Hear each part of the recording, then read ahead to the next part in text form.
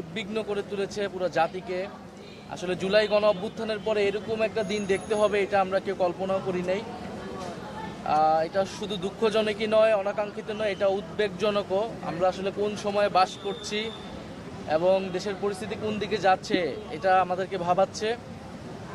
কারণ যখন আমরা ফ্যাসিস্টদের বিচার চাচ্ছি, ফ্যাসিবাদের দোসরদের বিচার চাচ্ছি, সেই বিচার অপরাধে আপনাকে আমাকেই নির্যাতিত হতে হচ্ছে, তাও এই অন্তর্বর্তী সরকারের সময়ে তাদের অধীনে থাকা সেনাবাহিনী এবং আইন শৃঙ্খলা বাহিনীর দ্বারা।